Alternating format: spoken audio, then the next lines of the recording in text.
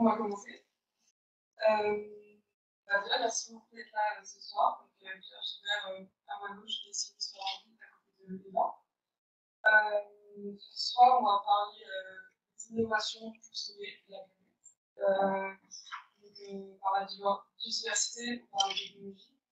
On va parler de géo-ingénierie, de biodiversité, du coup, de PEC, de technologies bio-inspirées, de biomimétisme et bien d'autres choses encore.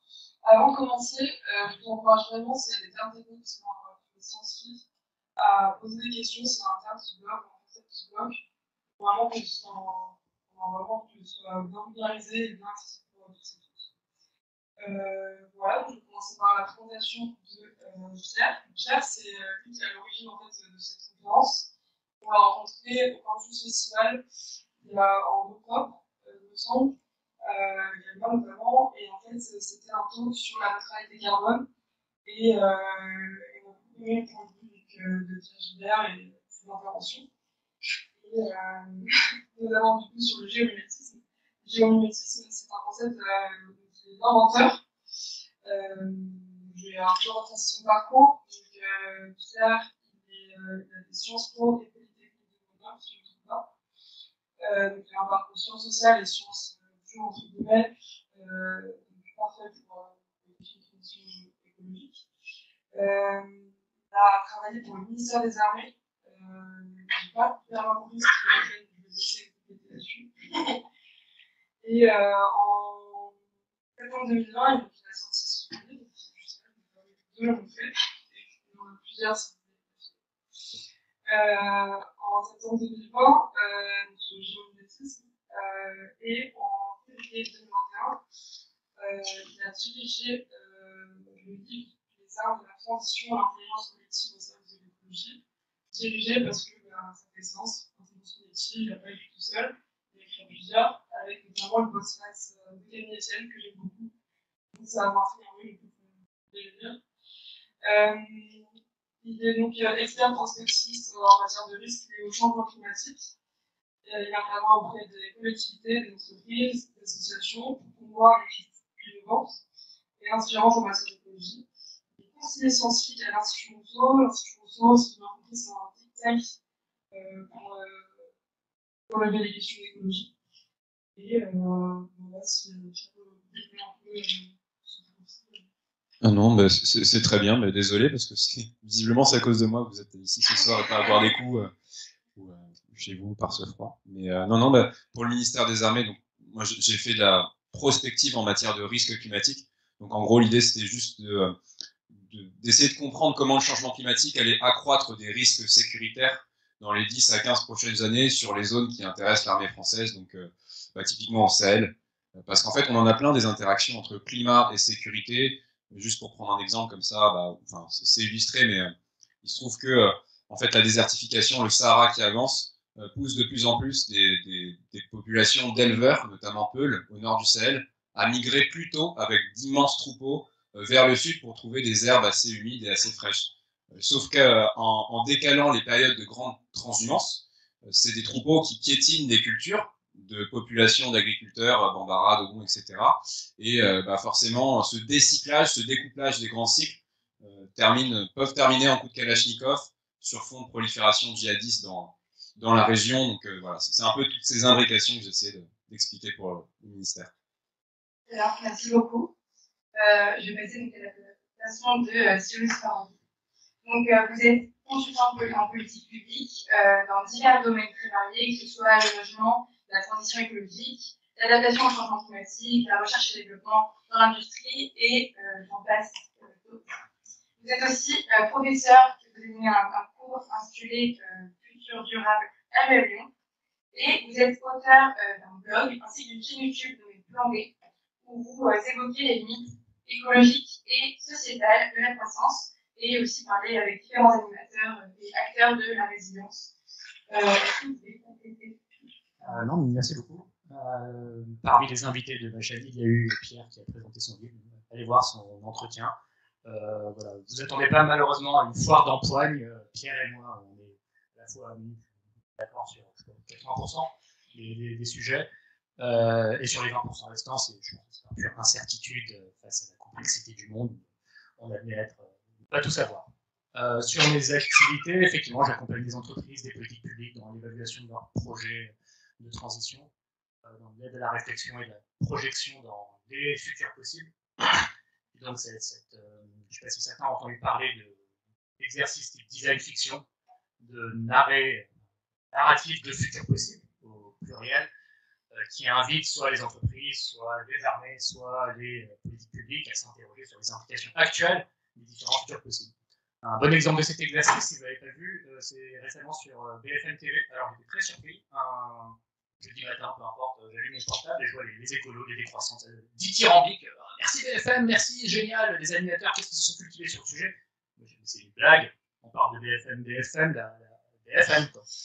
La chaîne d'info en continu, juste avant CNews. Et ben, c'était pas des blagues, c'était vraiment recherché. Il y avait une version écrite, une version de 2 heures vidéo, qui montrait 1 heure d'un futur possible, où on fait ce qu'il faut globalement et la planète reste un peu très vivable, et 1 heure où on fait pas du tout ce qu'il faut, et c'est la désertification, les pénuries, le rationnement. Et à la fin de ces 2 heures, réaction d'Elisabeth Borne. Donc, voilà. Comment vous réagissez à ces futurs possibles? Conversation stratégique avec la Première ministre. Voilà, c'est un exercice pour dénouer la complexité aussi en se disant bon, on ne sait pas de quoi demain sera fait, traçons des horizons plausibles et voyons ce qui se passe. Merci beaucoup. Pour commencer ce talk, j'aurais une petite question pour vous faire au départ. Donc on entend beaucoup parler de climat souvent des émissions de carbone, et cette conférence c'est biodiversité et technologie. Est-ce que vous pourriez nous éclairer sur le lien entre biodiversité et climat dans un premier temps? Oui, puis je pense que Cyrus complétera, mais bon, il y a un double lien biodiversité-climat. Il y a un lien dans le sens où le changement climatique détruit la biodiversité. C'est la 3e source de destruction de biodiversité après la destruction des habitats et les pollutions, les pesticides notamment. On a le changement climatique qui perturbe notamment les cycles saisonniers et ça crée évidemment des dégâts sur toutes ces chaînes de biodive. Et puis, moi, ce qui m'intéresse le plus dans mes travaux, c'est plutôt l'autre sens, c'est comment est-ce que la biodiversité capture du CO2. Enfin, quel est le rôle de la biodiversité dans les cycles de l'eau et du carbone. Des petits exemples, bon, il y en a plein, enfin en fait, il y en a des milliers, et c'est l'objet de mon bouquin, mais bon, vous avez les grands puits naturels de carbone végétaux, entre guillemets, sur lesquels on reviendra, mais pour parler peut-être des animaux, une baleine, c'est un fantastique aspirateur à CO2. On ne sait pas trop, mais une baleine, elle se nourrit en profondeur, elle défèque en surface, et elle défèque un purin qui est très très riche en fer, en azote, en phosphore, en fait tout ce dont ont besoin les petits phytoplanctons pour se multiplier. Or les phytoplanctons, ce sont des algues, hein, donc comme les plantes, par la photosynthèse, elles vont absorber du CO2 et elles vont nourrir toute une chaîne alimentaire et puis pour partie couler sur le plancher océanique. Et une partie de cette matière organique coulée va se transformer, va sédimenter et donc se transformer en forme stable du carbone et ne pas repartir dans l'atmosphère sous l'action des bactéries. Donc, si vous retirez les requins, parce que c'est des études qu'on conduit assez récemment, mais je donne un exemple. Il se trouve que dans l'océan Indien et dans le Pacifique, on a de moins en moins de requins de tigre. Et ça pose des soucis sur l'écosystème des herbiers marins, qui en fait sont de plus en plus broutés par des tortues et tout un tas de poissons, de poissons qui les mangent, végétariens, et parce qu'on a retiré le requin. Et or, ces herbiers marins, ils sont d'excellents puits de carbone naturel. Et voilà, donc on peut multiplier les exemples comme ça. Évidemment, on peut parler des animaux terrestres, des vers de terre, des termites, ou de plus grands animaux, même du mammouth, si vous voulez. L'impact du mammouth sur le climat, c'est quelque chose qui est fascinant, mais je ne vais pas trop m'étaler non plus. Merci beaucoup. Donc, ça semble, la biodiversité semble agir davantage du côté donc, de la captation du carbone plutôt que de la réduction des émissions. Donc, nous aimerions rentrer dans le vif du sujet. Donc, cette fois, je m'adresserai à Cyrus. Qu'est-ce que vous pensez des approches de compensation et plus particulièrement donc de la géo-ingénierie comme méthode de compensation? On va rentrer dans peut-être en prolongement de ce que dit Pierre sur les impacts du changement climatique sur la biodiversité, pour qu'on se rende compte quand même de l'énormité de la chose, parce qu'actuellement on observe qu'il y a effectivement déjà des conséquences, mais que nous enseignent les meilleurs modèles et projections scientifiques disponibles aujourd'hui, ça veut dire ça juste, bon, il y a eu 4-5 exemples. Le point de bascule de la forêt amazonienne en savane, enfin, pour voir l'énormité de ce que ça veut dire pour la vie sur Terre. À partir de 1,5 degré, donc on est à 1,1 aujourd'hui, à partir de plus 1,5 degré de réchauffement, c'est 90% des coraux qui sont menacés, donc le stress thermique devient trop fort. À plus de degrés, c'est quasiment 100%. Les coraux, j'ai pas besoin de vous dire que c'est un des poumons, enfin 25% de la biodiversité marine en dépend. Un autre effet des émissions de CO2 autre que le changement climatique, c'est l'acidification des océans. Donc ça se mesure, le pH des océans baisse, on était à 8,2 il y a 150 ans, on est à 8 aujourd'hui. On ne sait pas exactement quand sont les points de bascule, mais il faut voir la nuisance que ça, enfin le stress que ça provoque sur donc les on va dire, zooplanctons et les phytoplanctons qui ont besoin d'un environnement favorable pour structurer leur coquille calcaire. Avec une acidification trop rapide, ça nuit à leur capacité à structurer cette coquille calcaire. Et on parle là de la base de la chaîne alimentaire, de la chaîne trophique des océans. La montée des eaux, aussi avec la salinisation des zones deltaïques, donc la mer avance dans le delta du Nil, dans le delta de la Camargue, dans le delta du Mékong. Tout ça, pour la biodiversité terrestre, doit reculer. Un dernier exemple pour bien finir de casser l'ambiance, mais c'est aussi pour se rendre compte de l'énormité de la chose, c'est sur le dépérissement des arbres.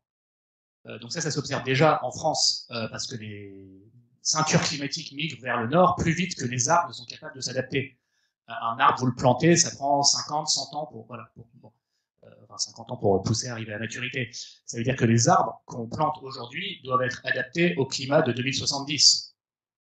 Donc, s'ils se réchauffent trop vite, il est déjà pas adapté. Voilà, je pense que après, dans l'autre sens, alors, avant de passer géo-ingénierie, un gros levier de séquestration du carbone dans le sol, et ça le GIEC le documente extrêmement clairement, c'est l'agriculture, avec des techniques agricoles qui non seulement favorisent la séquestration du carbone dans le sol, par exemple la couverture végétale permanente des sols, ça veut dire qu'entre la récolte et le semis de la récolte suivante, vous maintenez votre sol couvert d'interculture, on va dire. Donc on ne laisse jamais nu. Voire on se passe du labour, donc du retournement du sol, du compactage du sol. Alors, ça séquestre du carbone dans le sol, ça a beaucoup d'autres co-bénéfices. On remet de l'eau dans le sol, qui donc va moins s'évaporer que si on le fout dans une bassine. Donc on puiser l'eau des nappes pour les mettre dans des bassines pour que ça s'évapore. C'est quand même comme si on n'avait pas assez rompu la continuité écologique des milieux. Donc là, ce dont je vous parle, c'est restaurer la continuité écologique des milieux.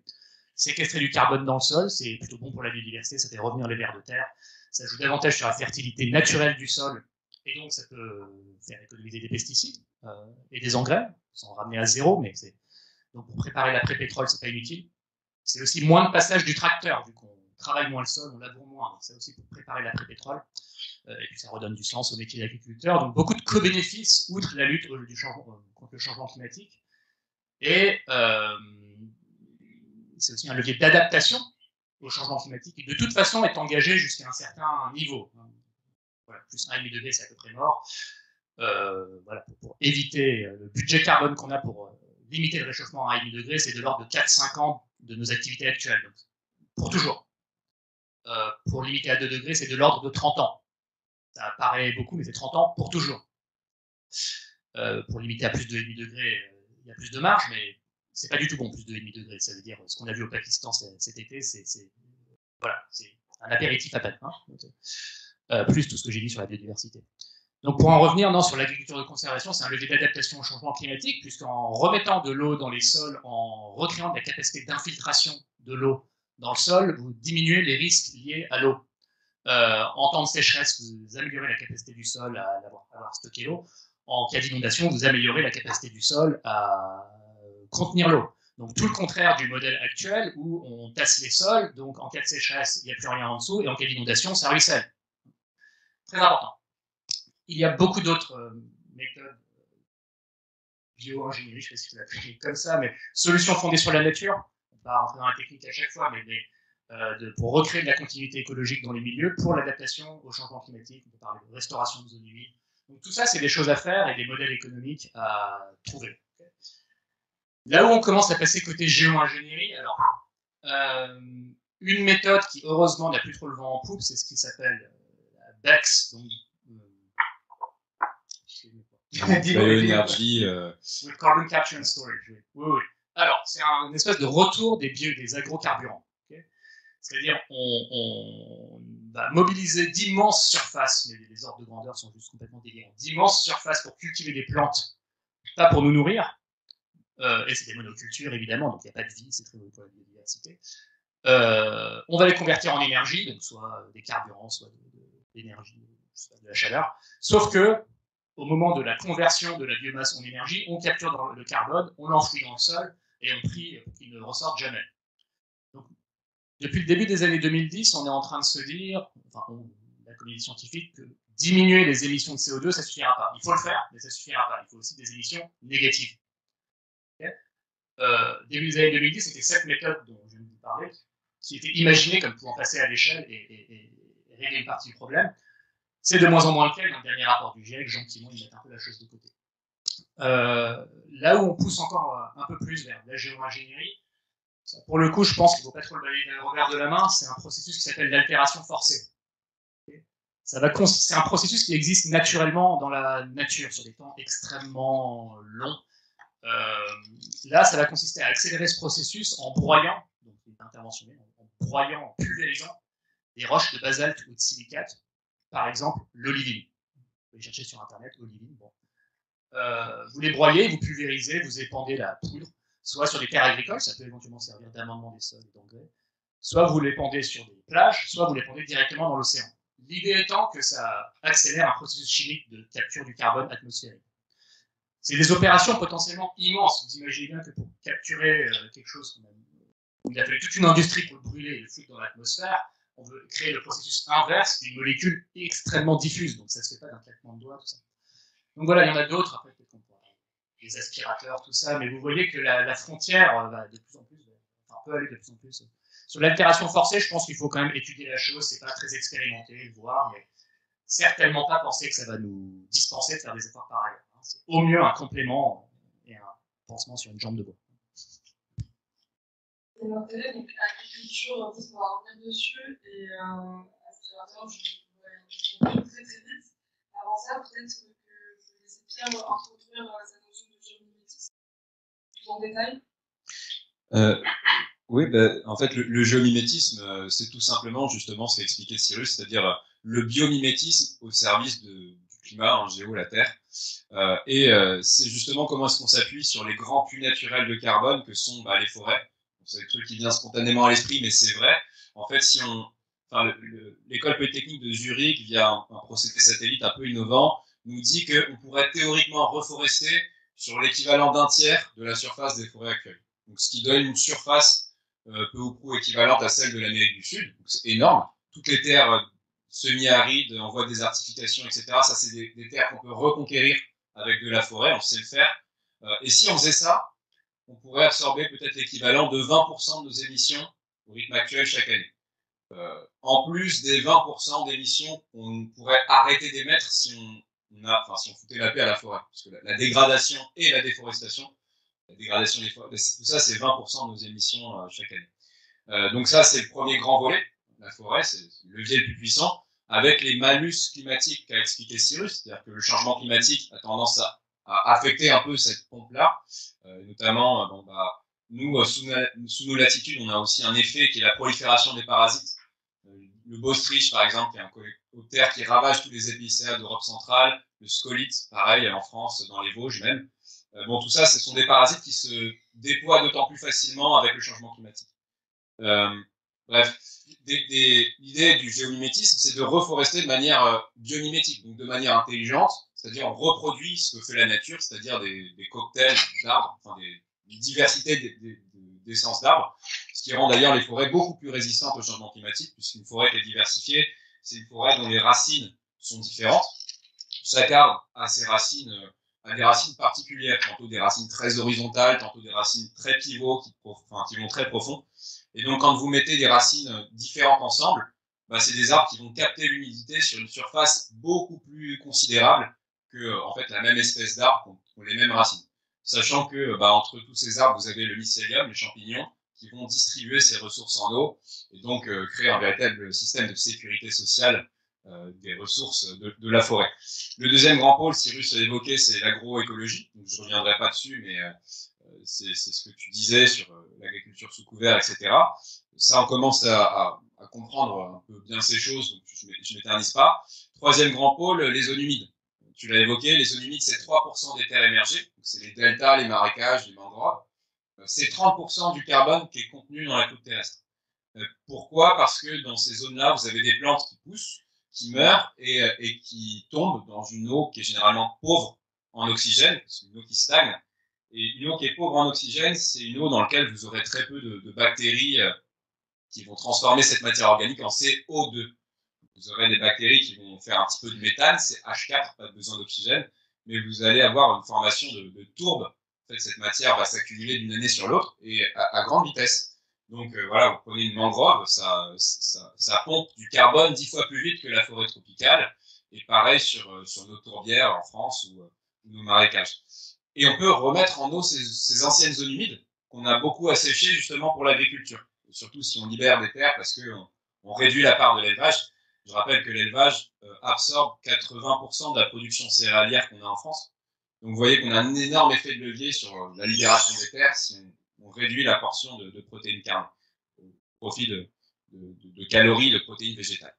Le quatrième grand pôle du géomimétisme, c'est le permafrost, c'est toutes les terres gelées de l'Arctique, qui malheureusement dégèlent beaucoup plus vite que ce qu'on pensait, peut-être avec 70 ans d'avance sur les estimations qu'on faisait il y a encore 10 ans. Et il se trouve qu'on a des travaux, donc c'est l'hypothèse Zimov, qui, quand je l'ai étudié, moi, était peu connu, mais qui maintenant l'est davantage, parce qu'il y a des documentaires là-dessus, sur Arte, mais en gros, qui consiste à réintroduire des grands troupeaux de rennes, de bisons, de bœufs musqués, etc., les prédateurs, pour, en fait, que ces animaux, l'hiver, grattent la neige pour brouter les lichens et les arbres qui restent, et en grattant la neige, ces animaux exposent le sol à une température glaciale de l'air sibérien, qui peut aller jusqu'à moins 50, moins 60. La neige, c'est un isolant thermique, parce que c'est plein d'air. Donc si vous retirez cette neige, c'est comme si vous retiriez la petite couverture que met le sol l'hiver. Bon, ça devrait se faire dans des échelles très très grandes, et pour ça, il faudrait beaucoup beaucoup de temps. En fait, il faudrait reproduire l'écosystème du Pléistocène, qui était très très riche en animaux. On avait les mammouths qui abattaient les arbres, qui permettaient la création de clairières, qui permettaient à cet écosystème de toundra de séquestrer, de garder son carbone. Voilà. Le cinquième et dernier grand puits naturel de carbone sont les océans, et plus précisément la vie marine.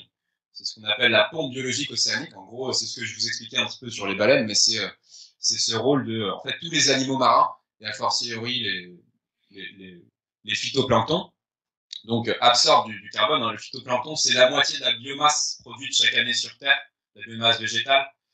Et donc tout ça, en partie, ça se fait bouffer par tout le reste, les poissons, les mammifères marins. Tout ça, c'est du carbone. Enfin, tous leurs corps sont constitués de carbone, comme le vôtre et le leur. Hein, notre corps, c'est 25% de carbone brut. Bon, voilà. Donc toute cette matière organique, il y en a une partie qui meurt, qui coule, et qui se retrouve sur le plancher océanique, et parfois à des très grandes profondeurs. Et c'est dans ces grandes profondeurs qu'il va se créer un phénomène qu'on appelle la création des glaces de méthane. En gros, ces sédiments vont être dégradés par des petites bactéries qui vont produire du méthane, parce qu'il y a peu d'oxygène en profondeur. Ce méthane ne va juste pas pouvoir remonter parce qu'il y a de la pression de l'eau qui est très élevée, puis des températures qui favorisent du coup la cristallisation de ce méthane en hydrate de méthane, en glace de méthane. Et ça, c'est des formes stables du carbone qui peuvent vous durer des milliers d'années. Donc, plus vous avez de vie marine, plus cet aspirateur-là est puissant. Donc, il faut arrêter la surpêche. Parce que c'est la pêche industrielle qui ravage peut-être 80% de nos stocks halieutiques, alors que ça ne nourrit pas plus d'êtres humains que la pêche artisanale. C'est ce que je creuse dans le bouquin. Il y a aussi d'autres leviers comme la culture de macroalgues, d'algues brunes, en l'occurrence à grande échelle, qui sont très intéressantes, y compris pour l'industrie. On pourra y revenir. Mais voilà un peu pour le géomimétisme. Et je termine peut-être sur le truc un peu essentiel du schmilblick, c'est que bon, moi j'ai fait tout un tas de calculs sur la base de ce que nous disaient les scientifiques de tel ou tel domaine. Parce que en fait, si j'ai écrit ce bouquin, c'est aussi parce que tout le monde travaillait tantôt sur les forêts, tantôt sur l'agriculture. Hein, et il fallait rassembler tout ça pour donner un petit peu une vision globale des puits naturels de carbone. Et si on pousse les curseurs du géomimétisme à fond, En gros, si on se donne carte blanche et qu'on y va à fond sur les puits naturels de carbone, eh bien, on pourrait absorber l'équivalent de entre 30 et 40% de nos émissions chaque année. Alors, c'est un ordre de grandeur très grossier. Évidemment, c'est du toutes choses égales par ailleurs, donc c'est pas précis et en fait, on s'en fout. L'important, c'est de se dire que 70% de nos émissions, c'est brûler le charbon, le gaz et le pétrole. Mais si on réduit cette portion-là, en fait, ces 40%, ces 30 et 40% que je vous explique, relativement deviennent beaucoup plus importants. Ils peuvent même permettre à terme, si on était très sérieux sur la transition, mais d'amorcer une surcompensation de nos émissions et peut-être même de refroidir la planète dans 50, 100 ans. Mais bon, ça présupposerait qu'on sortait des fossiles. Merci beaucoup. Donc, finalement, c'est un puits naturel du carbone, la gestion du CO2. Et du coup, on va peut-être amener la technologie, avec cette histoire d'aspirateurs à CO2 qui sont en recherche aux États-Unis. Oui, c'est quoi cette histoire? Non, peut-être pour rebondir sur quelques points de Pierre, pour revenir aux aspirateurs à CO2. Non, parce que là, on vous expose des démarches assez analytiques, compartimentées, c'est normal, il faut bien décomposer le problème, bien le comprendre. Moi, je pense, au cas où vous n'y comprendriez rien, mais je pense que vous n'êtes pas bête, mais pour synthétiser, la seule chose que vous avez besoin de savoir, c'est que sans une biosphère en bon état, il n'y a pas de vie sur Terre. Voilà, non, enfin, c'est tout ce que, à la limite, on peut faire toutes les recherches qu'on veut, mais ça, c'est la base. Donc le dernier mot, c'est la régénération. Et pour que cette régénération soit possible, il faut qu'à un moment, la croissance matérielle et énergétique et la place que prend le béton, par exemple, il faut que ça s'arrête, voire que ça recule. Pour prendre juste l'exemple de l'artificialisation des sols en France, il est quand même aisé d'imaginer qu'il faut bien un moment où ça s'arrête. Bon, voilà. Sur quelques points, 30-40%, c'est un bon ordre de grandeur. Je pense rien que l'agroécologie, je pense que c'est déjà 15-20%, et puis le reste, pas de problème. La reforestation, c'est un truc qui existe, qui est déjà à grande échelle. Les modèles sont en place, c'est des entreprises qui compensent, c'est pas très cher à financer, c'est déjà passé à grande échelle. Encore faut-il cesser de déforester, mais la reforestation, c'est un truc qui va. L'agroécologie, il y a des endroits où c'est passé à grande échelle. Les États-Unis, après la catastrophe du Dust Bowl des années 30, on va dire que c'est de l'agroécologie, mais la conservation de sol, c'est quelque chose qui, pareil, est à grande échelle. Et en France, ça commence à cogiter, on va dire. Entre autres, en réaction à l'épisode de sécheresse. Pareil, les modèles existent. Le point clé, c'est la bascule des producteurs vers des nouvelles méthodes. Ça nécessite de la formation, potentiellement un peu d'investissement. Ça nécessite éventuellement de perdre en rendement pendant 5-6 ans, avant de retrouver un sol en bon état de fonctionnement. Donc c'est un risque à prendre, et c'est du travail qui mérite d'être couvert pour les risques et d'être rémunéré. Rémunération de services écosystémiques, c'est encore des choses qui nécessitent maturation et c'est urgent. L'argent, il existe dans le monde, on a pris des centaines de milliards pour sauver des industries, franchement. Bon. Là, on parle de la vie sur Terre et on devrait pouvoir trouver quand même. Ça se paye, l'effort de création de services écosystémiques, de replanter des haies, c'est de l'effort, ça se rémunère. Je suis plus sceptique sur les histoires de permafrost et de l'hypothèse de Zimov. C'est une belle histoire familiale, mais le passage à grande échelle, ça nécessite quand même du monde et des moyens pour monitorer les troupeaux, etc. à voir. Je ne voulais pas réagir sur grand-chose d'autre. Les aspirateurs à CO2. Alors, c'est dans la lignée des autres méthodes d'émissions dites négatives, mais plutôt de capture industrielle du carbone. Déjà, on parlait de la BEX, qui est déjà plutôt industrielle, de l'altération forcée, qui est quand même assez clairement industrielle. C'est des grosses pelleteuses, des gros broyeurs, etc. Bon. Là, on parle de la DAC, donc Direct Air Carbon Capture, donc capture directe du carbone atmosphérique. À nouveau, l'idée, c'est qu'on a émis trop, le stock de carbone atmosphérique est trop important, il faut évidemment arrêter que ça s'accumule, mais il faut aussi en retirer. Effectivement, il y a un démonstrateur en Islande, il y a une dizaine de projets démonstrateurs dans le monde. Le problème fondamental, c'est à nouveau, on parle d'une molécule extrêmement diffuse. Déjà, on galère à capturer le carbone en sortie de cheminée de centrale à charbon. C'est pourtant très concentré, donc 10, 20, 30% de concentration dans l'air. Et pourtant, on trouve ça déjà coûteux, etc. Et là, on est en train de nous dire qu'on va le capturer alors qu'il est concentré à 0,04% dans l'atmosphère. Donc déjà, intellectuellement, ça doit poser question. Un autre problème fondamental, c'est que il faut sorbants pour absorber ce CO2 dans l'air. On va prendre par exemple de l'hydroxyde de sodium qu'on va fixer sur ces aspirateurs. Or, ces sorbants, il faut les produire et les régénérer. Il n'y a pas de magie dans l'affaire. Je veux dire, il y a de la thermodynamique et il faut défaire ce qu'on a fait. Donc, voilà. Il n'y a pas de magie. Or, ce sorbant, pour le produire et le régénérer, ça nécessite énormément une consommation énorme d'électricité et de chaleur, mais des ordres de grandeur qui dépassent l'entendement. Ok. Moi, j'ai envie de dire, il faut évidemment que cette électricité, cette chaleur soit bas carbone. Non, bah, ça sert à rien. C'est le monde des Shadocks. Enfin, bon.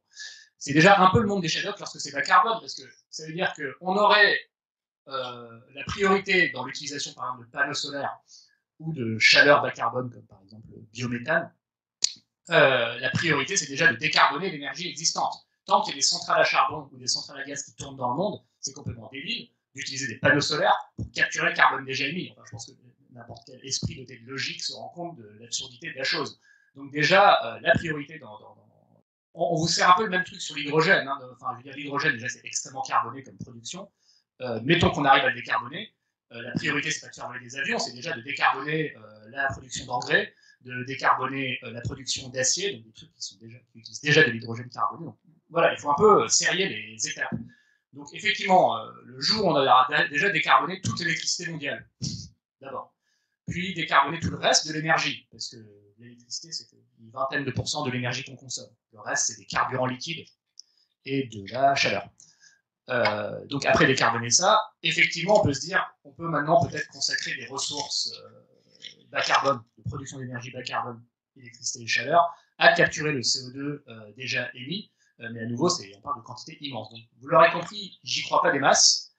À nouveau, il ne faut pas exclure qu'à partir de, on va dire, 2050, la technologie ait fait des progrès sur ce que je vous évoque là, qu'on gagne en efficience, il ne faut pas l'exclure, qu'on ait fait tout ce qu'il faut faire d'abord, que je vous ai exposé, et qu'on commence à se dire, bah voilà, pour les émissions résiduelles, inévitables, incompressibles, eh bien, il faut aussi les compenser, et donc là, à la marge, on puisse capturer un petit peu de carbone dans l'atmosphère, quelques milliards de tonnes sur les 50 milliards qu'on émet actuellement. 50 milliards, tout gaz à effet de serre confondu, converti en équivalent CO2. 36 milliards de carbone. Les autres gaz comme le méthane et le protoxyde d'azote, ça rajoute à peu près 16 milliards de tonnes. Donc voilà un peu une feuille de route qui serait potentiellement rationnelle. Après, je pense pas que ça puisse... En revanche, on va peut-être en parler, parce que je pense qu'on a fait un bon tour d'horizon de la capture de carbone, que ce soit par voie naturelle ou industrielle.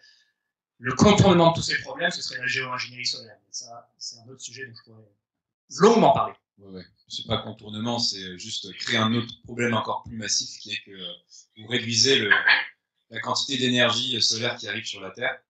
Donc effectivement, vous réduisez la température. Donc ça compense un peu l'effet de serre, sauf que le jour où vous arrêtez, vous n'avez pas arrêté de renforcer la concentration de gaz à effet de serre dans l'atmosphère, donc vous avez une température qui explose d'un coup, et là il y a clairement un risque de choc terminal pour beaucoup d'espèces vivantes.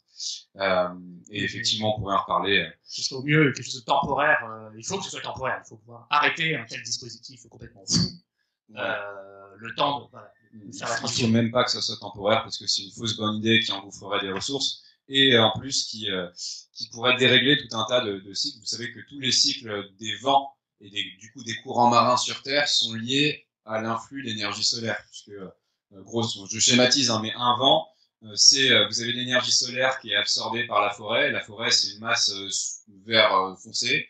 À côté, vous avez une masse de mer plutôt bleu foncé, et à côté, vous avez un désert qui est le Sahara, qui est une masse assez claire.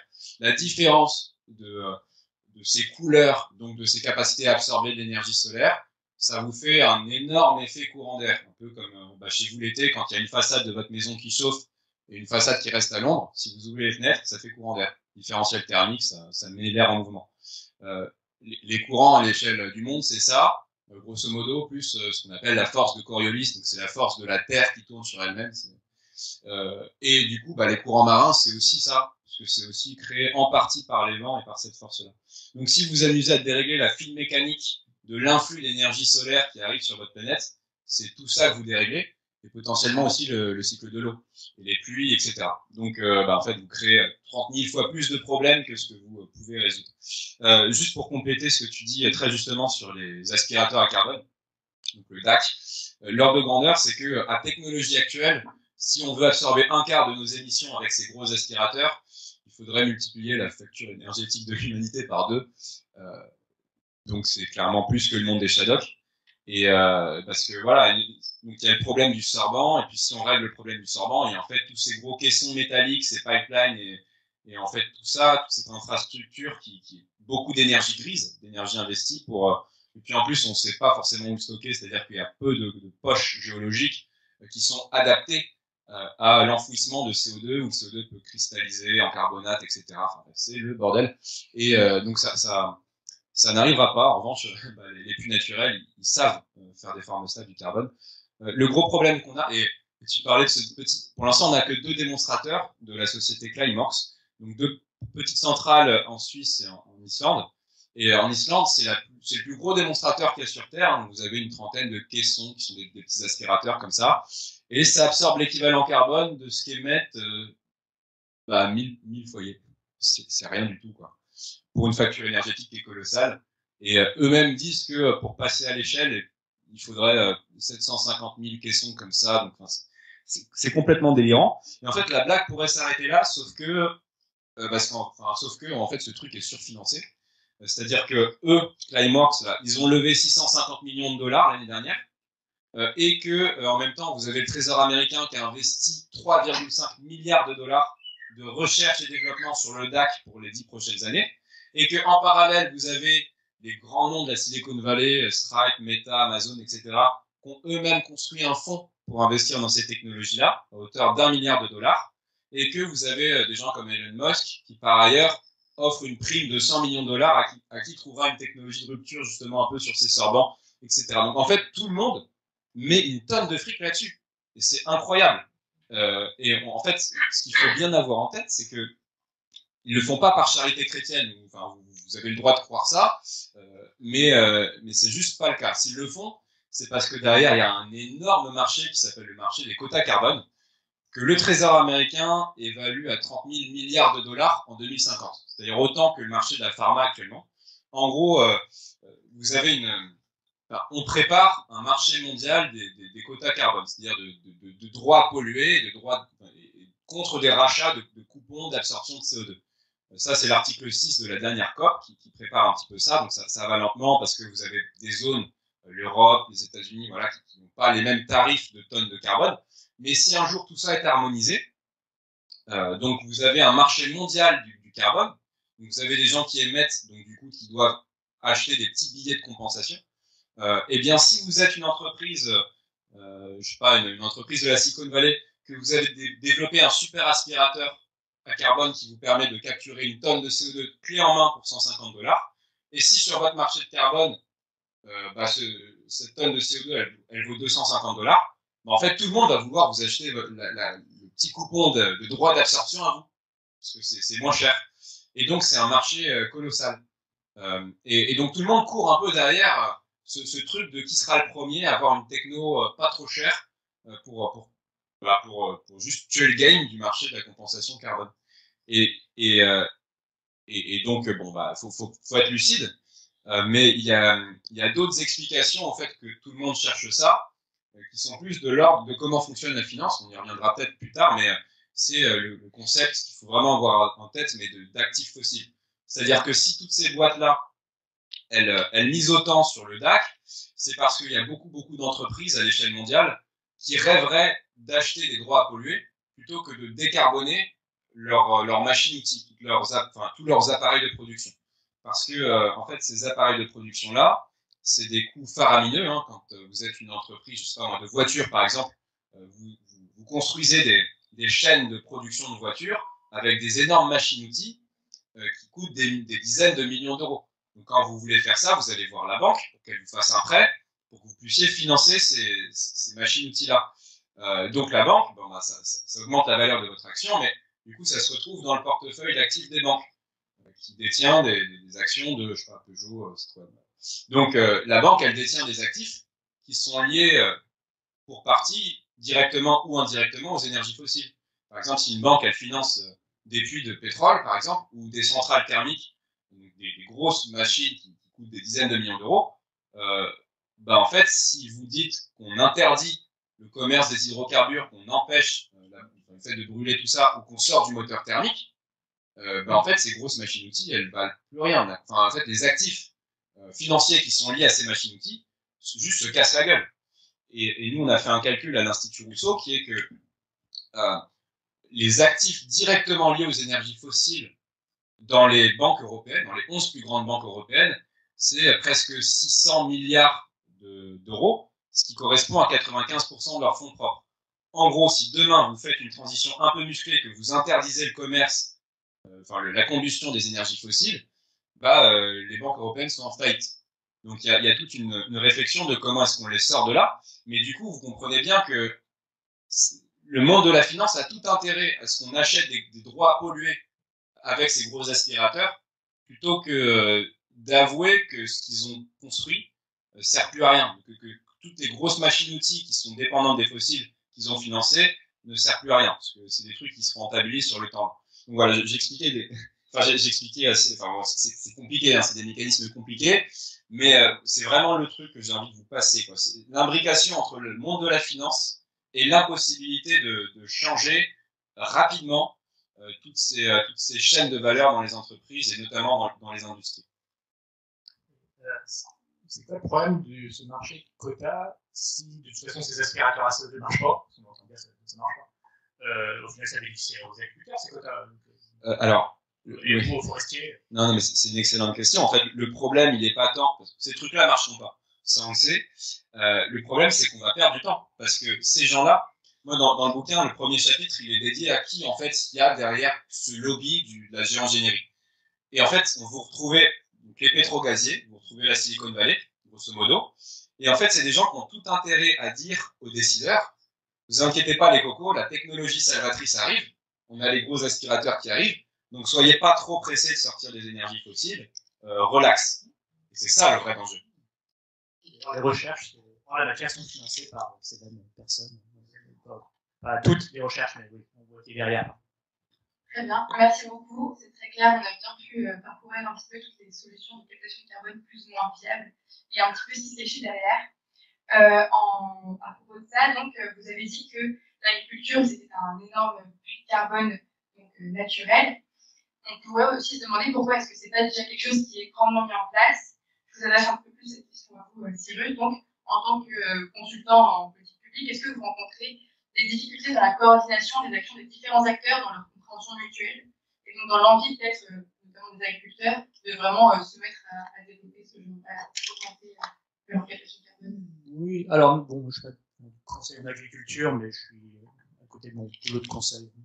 J'essaie de défendre les intérêts de l'agroécologie, hein, tout simplement, comme je peux, et puis je suis amené à parler avec pas mal d'acteurs. Pourquoi ça se développe pas plus vite? Bon, des questions de culture, d'habitude, voilà, on a toujours fait comme ça. À AgroParisTech, les professeurs n'ont pas été formés à ça. Enfin, c'est assez problème culturel. Le crédit agricole ne connaît pas les modèles économiques de l'agroécologie. C'est pas le même modèle que l'agriculture conventionnelle. Donc très maximiser les rendements et aussi, mais avec des coûts quand même d'intrants et de carburant qui sont élevés, mais donc un peu une course en avant, de l'endettement, etc. Des modèles économiques qui aussi arrivent un peu à la crise énergétique, le changement climatique, etc. Des modèles économiques qui tiennent de moins en moins debout. Et puis, je pense qu'à la faveur, si on peut parler comme ça, mais en conséquence de crises comme celle de l'eau ou de l'énergie qu'on vit actuellement, effectivement, quand il n'y a plus le choix, enfin, les agriculteurs sont loin d'être contraires, ceux qui sont en première ligne face à tout ça. Ils répondent à beaucoup d'injonctions contradictoires. Faites à manger pour pas cher, protéger le climat, protéger la biodiversité, soyez payés même pas 1000 balles par mois, enfin, fuck quoi. Ne prenez jamais de vacances, et ayez des militants qui viennent vous emmerder, enfin bon, c'est un dépôt. Non, voilà, il faut revaloriser ce métier-là, il faut rémunérer, comme je le disais, créer des nouveaux schémas, des modèles économiques qui rémunèrent l'agroécologie, je pense, entre la prise de conscience, entre l'apparition de modèles économiques, et puis à la fois réapprendre des techniques anciennes, remises au goût du jour. Il y a encore beaucoup de recherches scientifiques et de progrès scientifiques à faire sur la compréhension de la vie du sol. Un exemple comme la symbiose mycorhizienne, donc la symbiose entre les champignons et les plantes. Donc les champignons, c'est ce que vous voyez au supermarché, mange des champignons, mais c'est surtout une masse vivante, mais absolument colossale, notamment avec des réseaux de filaments absolument énormes. Les racines des plantes ne sont pas si longues au final. Et la connexion entre les filaments des champignons et les racines des plantes permet d'étendre assez significativement la possibilité pour les plantes de capter de l'eau et des nutriments. Et les champignons reçoivent en échange des plantes, je ne sais plus quoi. Du sucre, merci. C'est une symbiose, non?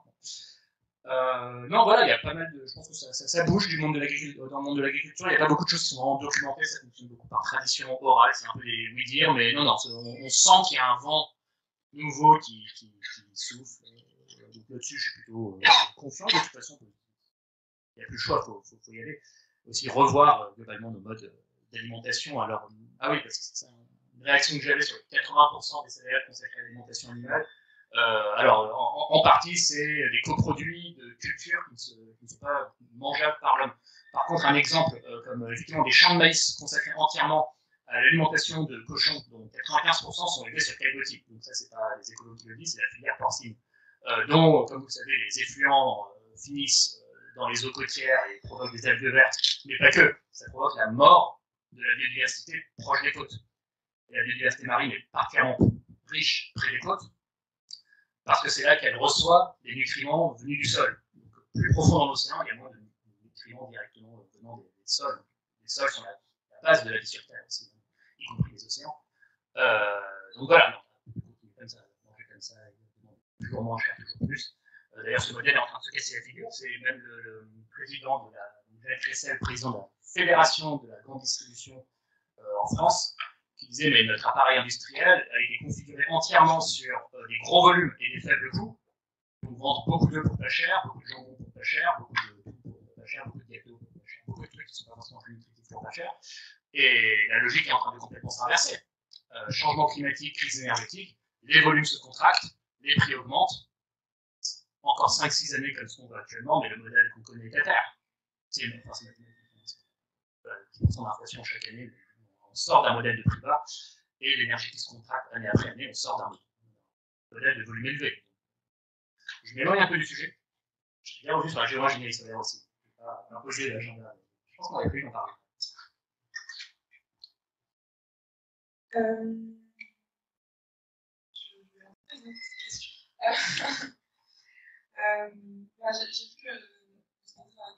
Gaël Giraud, je pense avec lui aussi à l'Institut Rousseau. Donc c'est un économiste, il me semble, qui a parlé pas mal d'anthropocène. Vous avez la double casquette pluridisciplinaire. Est-ce que vous ressentez vraiment ce décalage entre le monde économique et le monde scientifique? C'est un peu la question que je vous laisse plus. Et comment est-ce que vous faites en fait, pour vulgariser entre ces deux mondes-là? Souvent, j'ai l'impression que je vais à communiquer ensemble parce que souvent, c'est les scientifiques qui donnent des comptes rendus et les économistes qui inventent, qui créent des modèles où le progrès technique se fait tout. Voilà, comment est-ce que vous faites pour pouvoir discuter entre ces domaines-là, la politique? Non, mais bon, intelligence, étymologiquement, ça vient de interligere, donc c'est faire du lien entre les choses. Et clairement, on est dans une civilisation qui manque d'intelligence, dans ce sens-là, dans le sens où on est dans une phase d'hyper spécialisation de tout le monde sur leur niche à eux. Ça se voit dans le domaine de l'université, parce que vous avez un système perverse de validation par les pairs qui vous enferme dans vos chapelles à vous, plutôt que de faire de l'interdisciplinarité. En fait, l'innovation, elle naît toujours de la réunion entre des choses qui existent déjà. Donc là, il y a un problème de structure au niveau de l'université, et tout le système de financement et de carrière de nos professeurs est lié à ce système de validation par les pairs, de publication dans des revues, etc. Et tout ça ne favorise pas le dialogue interdisciplinaire. Donc, premier problème du côté de l'université. Du côté des économistes, bah oui, on a eu ce grand fantasme néoclassique depuis un siècle de dire que l'économie c'est une science, sans science dure. Bah non, c'est pas des maths l'économie.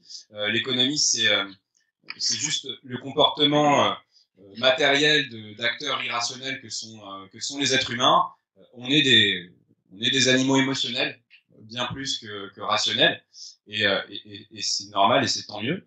On est bon, je reviendrai peut-être là-dessus parce que c'est quand même le gros point du truc, mais en fait on est tellement largement plus dominé par nos émotions et en fait notre cerveau inconscient, notre système limbique, que voilà, et donc forcément la cristallisation de comportements irrationnels, ça donne des choses, enfin ça donne un système économique qui n'est pas le fantasme des néoclassiques constitué d'acteurs parfaitement informés qui fonctionnent de manière rationnelle. Donc les économistes enfin classiques, orthodoxes, ont tout faux. D'ailleurs, enfin s'ils avaient pas tout faux, ça se saurait. Enfin, peut-être qu'on vivrait un petit peu mieux. Et puis l'autre problème, c'est que dans le monde des entreprises, notamment dans les directions d'entreprise, en fait, on se rend compte qu'il y a très peu de capital culturel. Enfin, moi, je suis assez frappé de ça. Quand je discute avec des patrons, en fait, ils connaissent pas grand-chose. Enfin, ils ont assez peu de culture. Ils ont un savoir pratique d'entrepreneur, mais c'est très peu de culture scientifique. Ça, c'est aussi un vrai problème. Et ce n'est pas que de leur faute, mais ça serait intéressant que nos dirigeants d'entreprise aient un petit peu plus de culture scientifique et notamment de culture bio. Pourquoi? Parce que bah, en fait, la nature, elle nous donne des tips assez incroyables en matière d'innovation, de gestion des collectifs. Pourquoi? Parce que en fait, vous avez une règle d'or dans la nature, une règle d'or qui conduit la sélection naturelle, c'est un minimum d'efficacité, enfin, un minimum d'énergie dépensée pour un maximum d'efficacité. C'est cette loi du rendement qui fait que bah, vous avez des animaux qui vont survivre parce qu'ils dépensent peu d'énergie pour choper une proie ou s'enfuir ou voilà, et des animaux qui vont mourir parce qu'ils sont trop dépensés en énergie. Donc dès qu'il y a une crise des ressources, bah, ils sont éjectés. Et donc bah, la nature, c'est 3,8 milliards d'années de ça tout le temps à un rythme très accéléré, puisque bah, la nature, elle vous fait pas de cadeau, quoi. Si vous êtes un peu pas optimisé, bah, vous êtes éjecté de la sélection naturelle. Donc en fait, tous les organismes naturels sont à des années-lumière de nous en matière de ce truc de je suis le plus efficace sur le plan énergétique possible. Donc en fait, pour n'importe laquelle de nos problématiques industrielles, il y a toujours un exemple dans la nature qu'il faudrait aller voir pour comprendre le truc. Si vous prenez du bambou, par exemple, le bambou, c'est une paille creuse dont la paroi est elle-même constituée de paille creuse. Donc en fait, le bambou, c'est essentiellement de l'air. C'est très vite comme structure, mais l'intelligence de la forme du bambou fait que bah, la répartition de la contrainte mécanique, elle est suroptimisée. Donc, le bambou, pour avoir la même solidité avec un tasseau de bois, donc une poutre de bois classique bien cubique, il vous faut 15 fois plus de matière. En gros, le bambou vous permet d'être aussi solide pour 15 fois moins de poids. Et en fait, dans la nature, vous avez toujours cette intelligence des formes qui va vous permettre d'économiser de la matière et donc d'économiser de l'énergie. C'est ça tout le temps. Un exemple que j'aime bien, c'est celui de l'ormeau. Peut-être que vous connaissez ça, s'il y a des Bretons. Enfin, voilà, c'est un gros coquillage de l'Atlantique qui est assez cher, mais qui est assez réputé. La coquille de l'ormeau, elle est aussi solide que le blindage d'avant du Charles Leclerc à épaisseur égale. Alors que ce n'est qu'un empilement de microfeuilles de calcaire. Et c'est assez fou, mais c'est juste que cette structure d'empilement de microfeuilles, bah, quand vous tapez dessus, elle répartit la force de manière très optimisée. Donc il y a rien qui pénètre, quoi. Le calcaire, on en a partout autour de nous, le carbonate de calcium. Enfin, voilà. Encore une fois, la nature, elle fait avec ce qu'elle a à profusion autour d'elle pour un minimum d'énergie. Et des exemples comme ça, bon, bah, c'est les exemples classiques du biomimétisme. Il y en a des milliers et des milliers. Mais voilà, quoi. Il y a qu'à se pencher, quoi. Les réponses à toutes nos problématiques sont autour de nous. C'est incroyable. Et c'est cette culture bio, c'est cet enthousiasme. Enthousiasme, c'est Intheos, c'est créer un dieu en soi. Donc, quand vous êtes enthousiasmé, c'est que vous avez la flamme, quoi. Mais la nature est enthousiasmante. Et c'est là où il y a peut-être besoin de plus de consultants comme Cyrus et moi dans les COMEX. Mais bon, j'observe que culturellement, il y a quand même des avancées depuis 3 ans. Cyrus, je ne sais pas si tu sens la même chose que moi, mais... Bon, je suis dans ce sujet depuis moins longtemps que d'autres, mais depuis, on va dire, quinzaine, vingtaine d'années, et oui, clairement, vous en rendez peut-être moins compte de votre âge à certains, mais oui, certaines idées qui apparaissaient lunaires il y a 3-4 ans, aujourd'hui, c'est rentré un peu. Enfin, voilà, c'est écologiste, hein, on va dire. C'est parce que le diagnostic scientifique s'est fait plus pressant, parce que on voit les effets du changement climatique et aussi d'autres contraintes planétaires. Donc oui, dans l'état d'esprit à évoluer, dans les médias, dans le discours politique, dans les entreprises, je me sens beaucoup plus à l'aise à parler de certains sujets. Peut-être que je me retrouve de manière biaisée dans certains cercles, dans les entreprises qui sont réceptives et tout, mais pas que. Enfin, même pris au hasard, les gens, je vois que non, ils ont beaucoup évolué, et je prends même des amis ou des collègues à moi qui, il y a 10 ans, se sont fichés. Là, ils ont des discours parfois, je leur cours après en matière de radicalité. Hein. Je dis, non, attention quand même, les quotas carbone, le permis carbone, c'est une pente glissante. Bon. Quota carbone individuel, j'entends. Donc un espèce de permis à point carbone qui vous débite à chaque fois que vous prenez l'avion, que vous prenez le taxi ou que vous mangez de l'avion. Voilà. J'ai aucune idée de quelle heure il est. On va vous laisser peut-être dire un dernier mot chacun sur ce qui vous tient vraiment à cœur avant de passer aux questions du public. Donc s'il y a des choses que vous voudriez aborder, une dernière chose ou un message à retenir pour ceux qui écoutent. Non, j'ai vu le pétrin dans lequel on est, j'ai pas tendance à exclure une seule solution ou opposer des solutions entre elles, voir comment mises ensemble elles peuvent voilà, nous maintenir la tête hors de l'eau, si on peut parler comme ça. Non, effectivement, on va parler de géo-ingénierie solaire. Alors, on appelle ça les apprentis sorciers, donc des scientifiques savants fous, etc., qui imaginent. Bon. Effectivement, il ne manque pas d'idées. La vache, qu'est-ce qu'ils ont comme idée? Balancer un bouclier spatial au point de Lagrange dans l'espace. Donc le point de Lagrange, c'est le point où la gravitation de la Terre compense celle du Soleil, donc le bouclier est stable. Il fait la taille du Brésil, donc on peut aisément imaginer qu'on ne va pas lancer un objet de cette taille depuis la Terre. Donc évidemment, des espèces de nanorobots, je ne sais pas quoi, vont construire ce bouclier et le maintenir. Et puis, bon, bref. Ça nécessite des ressources, certains sauts technologiques, donc a priori c'est du domaine du rêve, mais théoriquement les gens y pensent.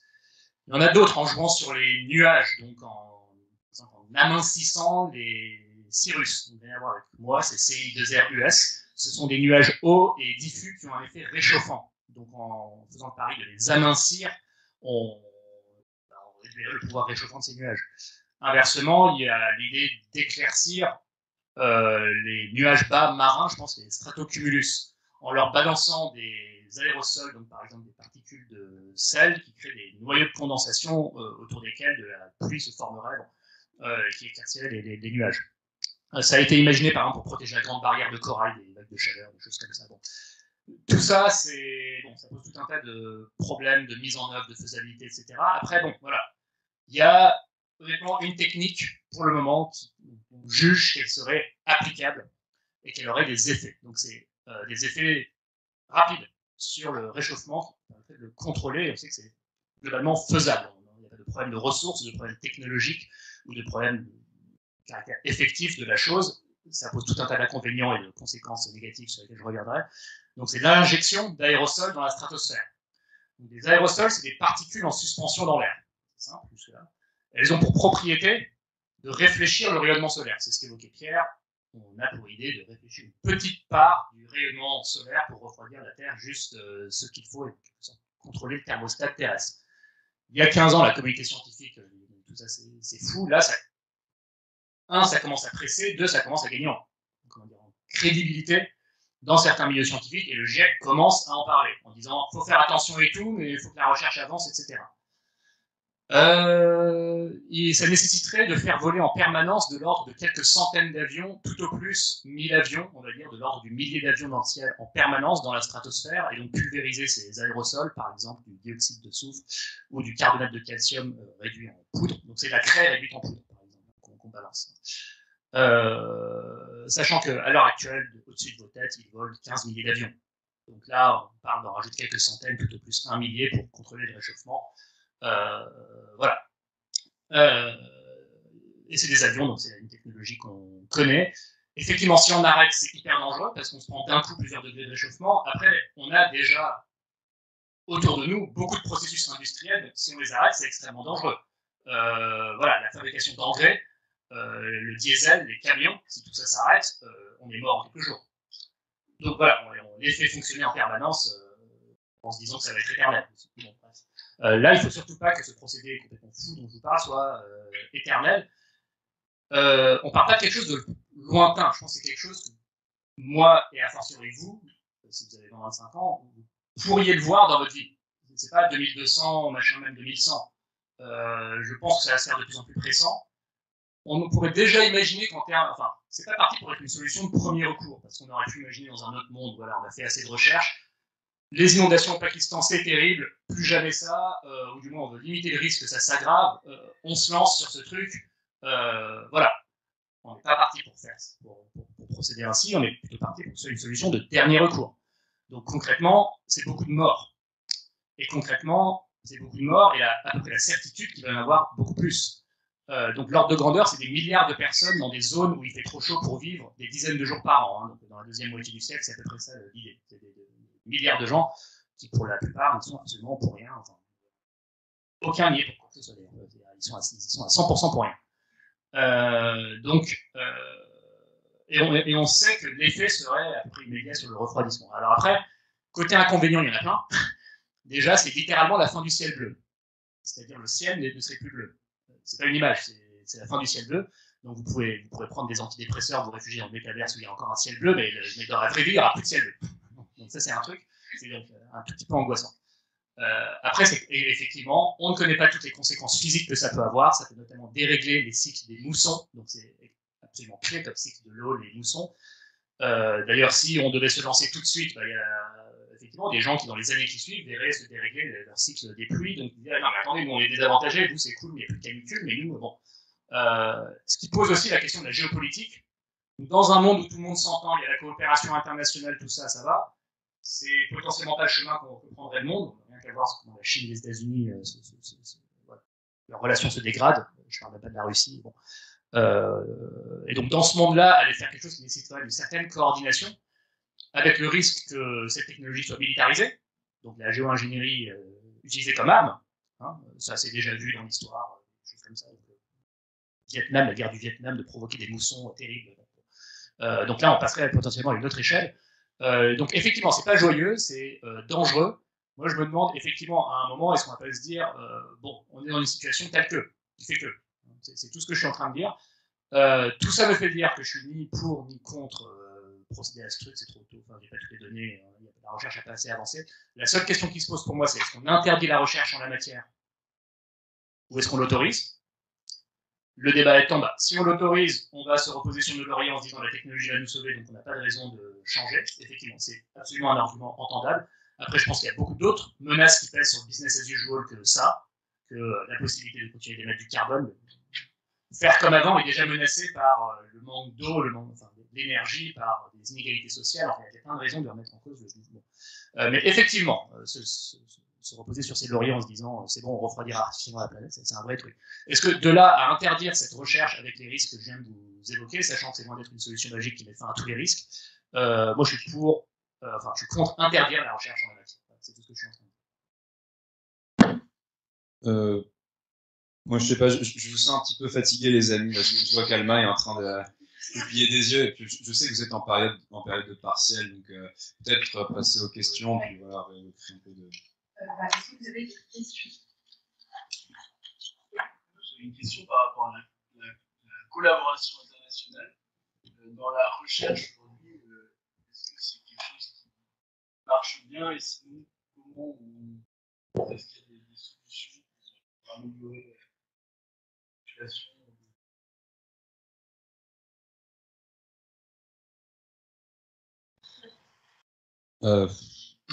Non, mais vous avez toujours des équipes de chercheurs internationales et des partenariats entre différentes universités et des gens très brillants qui produisent des papiers très intéressants avec une entrée internationale. Le problème, il n'est pas là. Le problème, c'est pas tant l'efficacité de la recherche que de comment est-ce qu'on applique les conclusions de la recherche dans le monde réel. Et ça, voilà. Franchement, les scientifiques du GIEC, ils sont balèzes. C'est pas le problème. Les rapports, ils sont très bien. Le problème, c'est plutôt du côté des politiques, effectivement, où on a des petites lenteurs, on va dire. Et puis, sur l'aspect multilatéral, on m'a expliqué qu'on était dans l'ancien siège de l'OTAN en France, mais effectivement, le multilatéralisme aujourd'hui, il a du plomb dans l'aile. Le dernier en avant du multilatéralisme, c'était la COP21, c'était un peu le dernier grand truc où on a eu des avancées entre tous les pays ensemble, etc. Bon, bah depuis, la situation s'est un peu tendue, une petite guerre en Europe et des choses comme ça, et puis la Chine, Taïwan, machin. Voilà. Donc après, moi je pense que dans ce contexte-là, il faut tirer tout azimut, c'est-à-dire que tous les acteurs ont leur rôle à jouer dans la grande transition, que ce soit des collectivités locales, que ce soit vous à votre échelle, et surtout celle des États-nations. Alors ça dépend, mais prenez la France c'est un pays qui est très centralisé, donc l'État a un énorme levier. Prenez l'Allemagne, c'est plutôt les Länders. Les États-Unis, c'est plutôt fédéral aussi. Donc voilà, chaque pays a ses spécificités. Et moi, par exemple, je suis un grand partisan de renouer avec une certaine vision planificatrice de l'économie dans la tradition gaulienne, de un truc à réinventer qui serait une planification écologique un petit peu intéressant. Et ça fait partie des mots qui reviennent à la mode. Nous, ça fait des années qu'on en parle, mais effectivement, depuis 2-3 ans, ça devient mainstream, donc tant mieux. Mais voilà, je ne vois pas comment on s'en sortira si vous n'avez pas un État démocratique, hein, parce que bon, les dictatures, ça marche pas pour sauver la planète. Je passe les détails, mais qui pour respecter les gens. Accessoirement. Quid de savoir dans quel état on est nous. Mais bref, donc si vous n'avez pas un État qui crée des consortiums publics-privés de recherche, en fait vous avez des départements d'université qui travaillent avec des labos de R&D de boîtes pour en fait aller plus vite sur les matériaux biosourcés, sur le biomimétisme dont je vous parlais, sur les énergies renouvelables, sur tout ça. Il ne va pas se passer grand-chose et en fait il faut que l'État mette un filet de sécurité sur les entreprises pour cette période un peu critique de transition, quoi. Parce que là, le problème des entreprises, c'est que, en fait, moi j'en connais beaucoup qui sont prêtes à faire des trucs. Récemment, j'ai travaillé pour un grand constructeur qui est un peu qui peut être un peu un shaitan pour beaucoup de militants écolos, mais fait intéressant, en fait, il m'expliquait que eux, ils sont prêts à faire du matériel, du bâtiment passif, par exemple. Ils savent le faire, ils ont toutes les compétences pour, mais s'ils le font, ils font exploser leurs coûts sur les marchés publics. Donc en fait, ils le font pas parce qu'ils sont en concurrence avec notamment plein de gens qui à l'étranger n'ont pas les mêmes normes environnementales et sociales qu'eux. Donc si en fait il n'y a pas un peu de protectionnisme qui favorise en fait ces acteurs vertueux par le haut, en fait il va rien se passer, quoi. Donc bon, le libéralisme a failli, je crains. Une réponse très courte à ça, moi je trouve que s'il y a bien un groupe de gens qui a fait son boulot, c'est les scientifiques.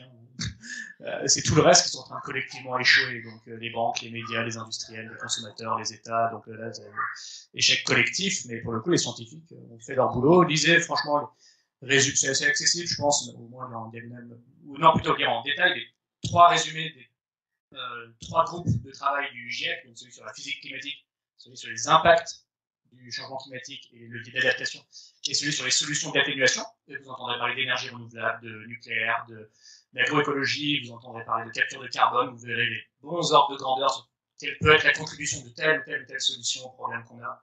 C'est globalement bien fait, c'est pas évident parce que les chercheurs aussi ont leurs diverses sensibilités, faire la synthèse de tout ce qui se produit, moi j'ai envie de dire juste chapeau. Dans le domaine de l'énergie aussi, je tire mon chapeau à RTE. Voilà, c'est une bouffée d'air frais dans un monde pour aveuglément et de manière court-termiste et un précipice, mais au moins eux, ils ont fourni des horizons à long terme, super rassurant. Ok, il y a quelqu'un qui réfléchit à l'avenir de la France en 2050. Juste sur le volet énergétique, mais on va dire que c'est structurant l'énergie. Et qui a fourni des horizons possibles, qui a mis de l'intelligence, qui a mis de la concertation, qui a mis fin à certains dogmes. Ça n'a pas empêché à ces dogmes d'exister par la suite, mais voilà, vraiment chapeau à tous ces chercheurs.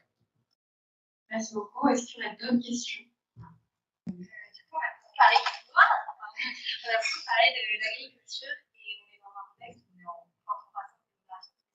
C'est que tous ces changements pour faire une agriculture plus respectueuse de l'environnement, ça sera suffisant.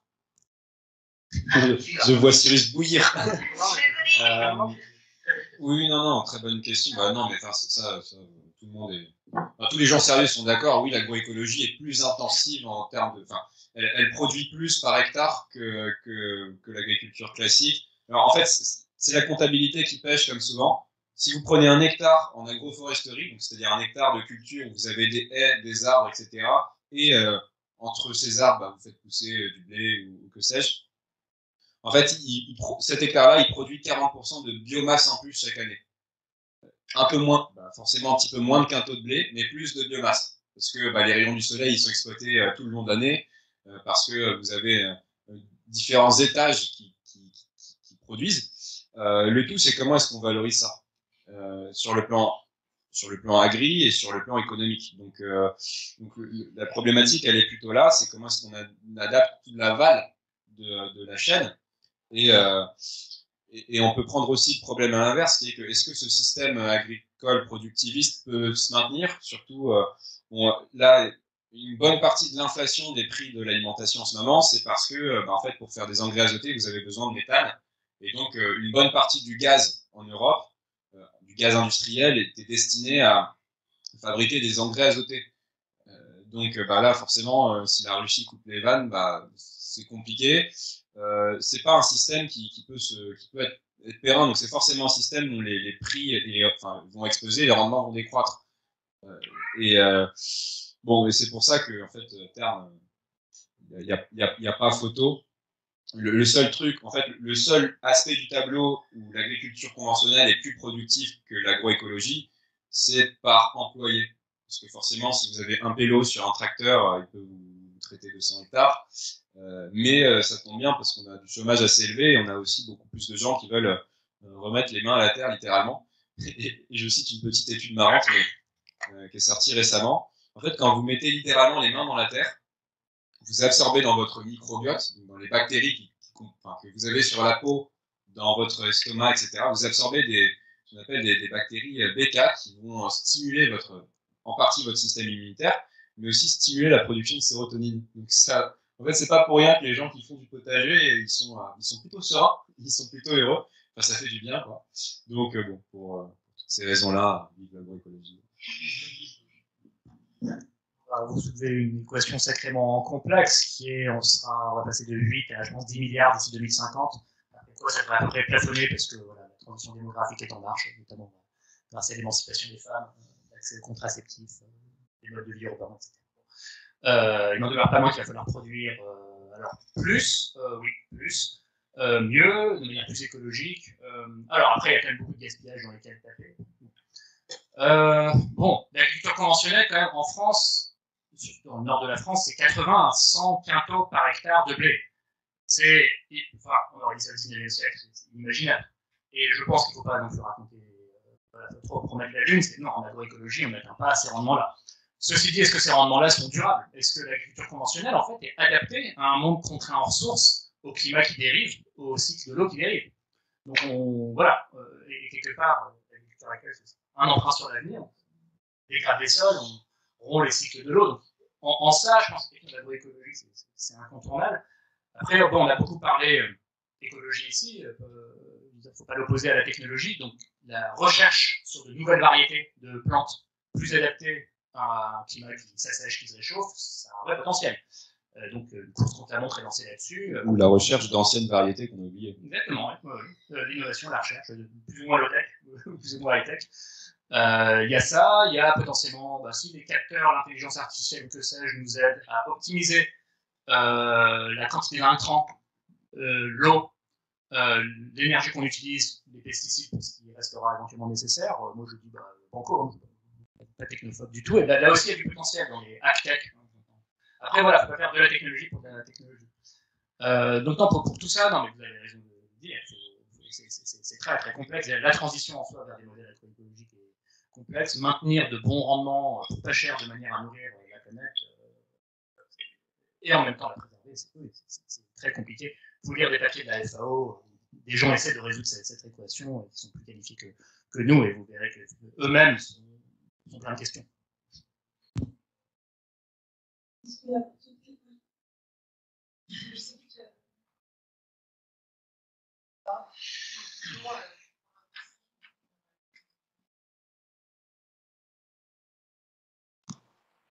La suite suivante sera un lien avec. Non, ok, pas de non. Posez-là, et puis... Voilà, à propos de mode de consommation, c'est vraiment toutes les innovations qui sont avant. C'est aussi une volonté cachée dans le sens de garder un peu ce niveau de vie. Et pas forcément, ne gâche pas la population véritablement à changer. Dans l'idée où on peut pointer du doigt une grosse entreprise qui va investir dans des fesses pour nous. On nous vendra qui se défend en disant que la Chine le fait, c'est la France qui le faisait. Est-ce que finalement, le véritable impact au-delà de cette technologie, c'est pas de changer tout simplement avant même de penser à des technologies pour vivre de la même manière? Ouais, sauf que changer de mode de consommation, c'est changer de culture. Si vous prenez l'essor du SUV, vous savez que l'essor des SUV, donc les SUV maintenant en France, c'est 50% des bagnoles neuves vendues. Et c'est le deuxième poste de croissance des émissions au niveau mondial, juste derrière l'ouverture de nouvelles centrales de charbon. C'est incroyable, on s'en rend pas compte, mais le SUV, c'est un énorme problème. Et pourquoi est-ce qu'on vend autant de SUV? Parce qu'en fait, il y a un truc qui est très profondément ancré dans notre culture, c'est que la taille de la voiture, c'est le statut social, en fait. Donc, c'est là où, en fait, vous avez beau démontrer par tous les produits en croix que vous voulez qu'il faut des petites voitures légères, etc. Juste, ça ne pénètre pas le système de valeurs profond des gens que vous avez en face. Parce que quand vous êtes dans un système en crise, où en fait, on ne sait pas de quoi demain sera fait, les gens, même dans les classes, inférieures, enfin voilà, parce que le SUV maintenant, n'importe quel père de famille, parce que c'est souvent assez masculin. Alors ça s'est féminisé dans les classes moyennes sup, le SUV, mais ça s'est démocratisé aux classes moyennes par les pères de famille. Mais en fait, c'est aussi, à mon avis, c'est parce que y a tout un tas de métiers, notamment ceux de l'industrie, qui sont plus valorisés socialement. Ça date pas d'aujourd'hui, mais voilà. Et donc, quand vous n'êtes pas valorisé socialement pour ce que vous êtes et ce que vous apportez à la société, vous allez essayer de vous rassurer comme vous pouvez à votre échelle. Et ça, c'est des mécanismes inconscients. Mais acheter un SUV, c'est aussi se rassurer sur l'image qu'on renvoie à la société. Et ça m'amène à un point qui, pour moi, est central, c'est que un des synonymes de la transition écologique, c'est remplacer des biens matériels par des liens. Si vous achetez un SUV pour vous rassurer narcissiquement, c'est parce que derrière, il y a la question de faire partie du groupe, de ne pas être rejeté et d'accroître vos chances d'être accepté par le groupe. Enfin, c'est des archaïsmes très profonds. Mais pourquoi? Parce que en fait, ce que vous voulez au fond, c'est recevoir de l'amour. Enfin, in fine, la consommation ostentatoire, le fait d'acheter une grosse bagnole, une montre, machin, quand vous voulez vous rassurer, vous voulez sécuriser une rente affective en fait de l'affection des autres. Donc en fait la transition c'est aussi switcher cette étape.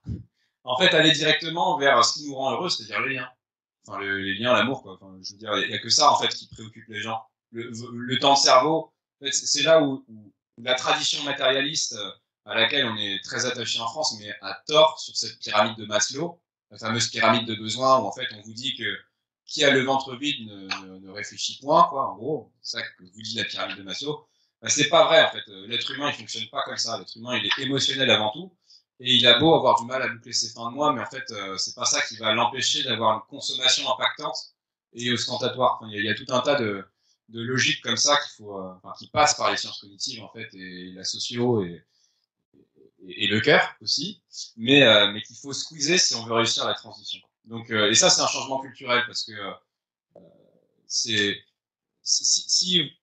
l'intelligence que vous valorisez culturellement, c'est l'intelligence logique, rationnelle, c'est ce que vous renvoyez matériellement comme image, etc., on n'est pas sorti d'auberge. Alors que si c'est plutôt l'intelligence émotionnelle, les liens, etc., qui sont valorisés socialement, enfin, qui sont rééquilibrés, voilà, là, ça va peut-être être plus simple. C'est très théorique, c'est très vaste, mais pour moi, c'est ça le cœur du problème.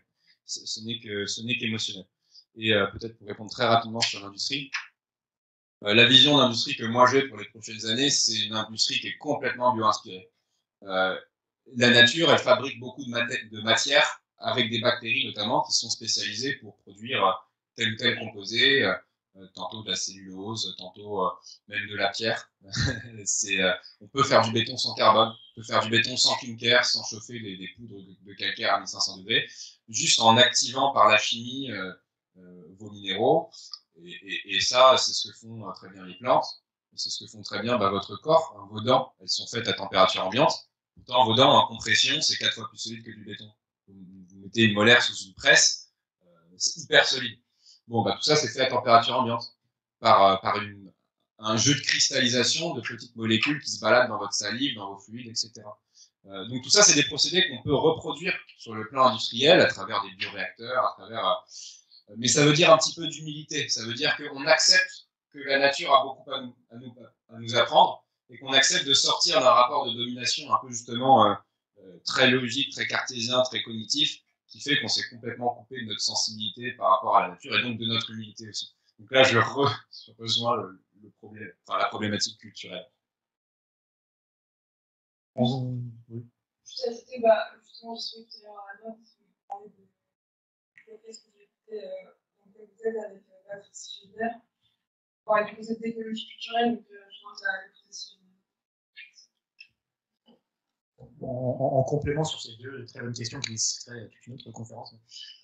Oui, sur les changements de comportement, oui, bien sûr, un mode de vie à 2 tonnes ou un mode de vie qui régénère les écosystèmes, c'est pas du tout les modes de vie qu'on a actuellement, c'est des modes de vie à la fois avec d'autres technologies, avec d'autres comportements. Donc, par exemple, dans un monde où une part importante de notre énergie provient de sources variables, vent et soleil, et ça, c'est inéluctable. C'est comme ça, c'est les technologies qu'on a à disposition.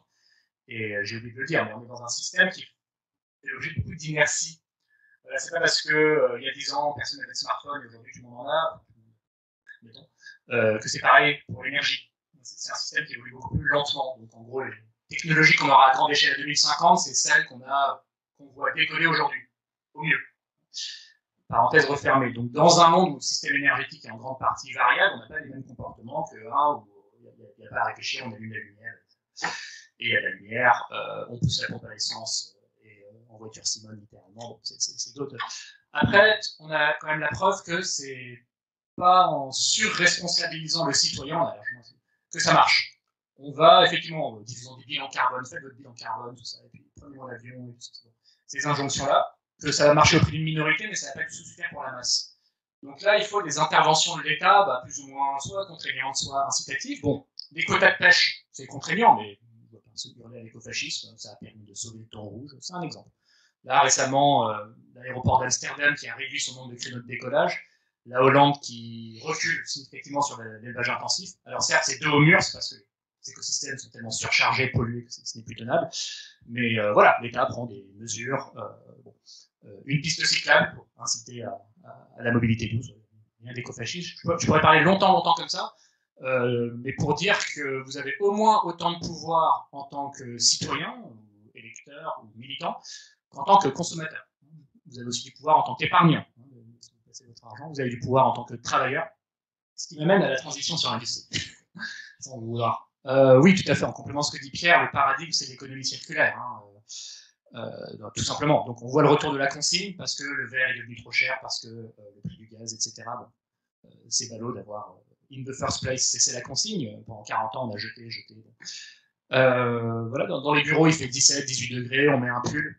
Alors là, c'est pas juste éteindre la lumière en sortant. Le chauffage, c'est une vraie grosse masse.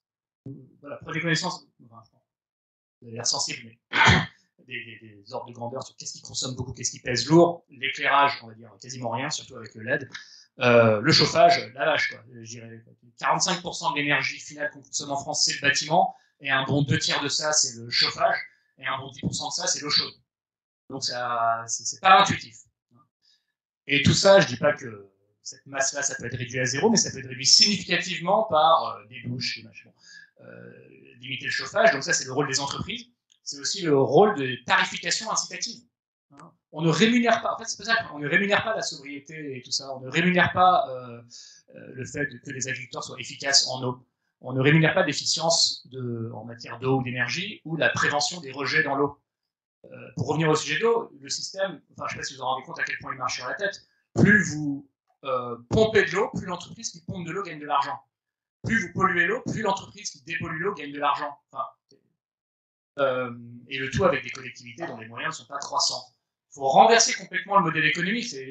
L'entreprise, moins elle pompe, plus elle devrait gagner de l'argent, et ainsi elle sera incitée à aller accompagner les usagers, agriculteurs, les industriels, les restaurants, les hôpitaux, les centres commerciaux, les ménages, accompagner les usagers dans la concertation pour réduire leur consommation, ou pour prévenir les pollutions. Il y a des marges de manœuvre énormes dans tout ça. Voilà, donc économie circulaire, au-delà de la consigne, il y a tellement de schémas possibles. Voilà, votre raquette de tennis en fin de vie, vous la ramenez chez Decathlon. Le réemploi est à peine développé en France. Le recyclage commence à être, dans les mœurs, mais le gain n'est pas si énorme sur le recyclage. En revanche, le réemploi des objets est tout simplement consommer moins et des objets le plus possible réemployés. Donc ça va à l'encontre de la fast fashion où on consomme beaucoup et du jetable. Donc c'est préserver ses vêtements le plus longtemps possible. Bon, le Bon Coin est peut-être précurseur et a fait plus en la matière que l'État. C'est quand même, enfin moi parfois je conseille l'État, mais vous vous rendez compte que le Bon Coin fait plus en matière de réemploi et d'économie circulaire que vous, quoi. Enfin, c'est un problème. Donc il y a tellement de choses à faire et les entreprises vont s'organiser et sont loin d'être là-dessus. Et c'est un appareil industriel extrêmement différent de celui que nous connaissons. Rien que la moitié de ce que je viens de dire. Il y a beaucoup d'autres choses à dire. Je sais que l'heure a tourné. Je rebondis sur ce que tu disais sur le chauffage et la douche. Juste, je vous livre une petite anecdote, enfin un rapport d'études. Alors j'ai plus la source de l'étude en tête, mais ça m'avait marqué. Mais en gros, si vous êtes en couple, vous prenez des douches moins longues, moins chaudes, et vous mettez le chauffage moins fort que quand vous êtes célibataire. Et quand vous êtes déprimé, vous surcompensez encore davantage avec de l'énergie thermique. Parce que, bah voilà, on est des êtres humains, sociaux, etc., fondamentalement grégaires, on a fondamentalement besoin du groupe, besoin de l'autre. Et quand on n'a pas ça, quand on n'a pas cet influx d'amour, etc., bah on surcompense. Et aussi sur le plan de l'alimentation, avec des alimentations plus grasses, plus sucrées et tout. Il y a beaucoup d'études qui paraissent là-dessus. Et ça me permet juste de reboucler sur ce que je disais tout à l'heure. Mais peut-être que, en fait, du coup, ce qui est clé là-dedans, pour moi, c'est le temps de travail.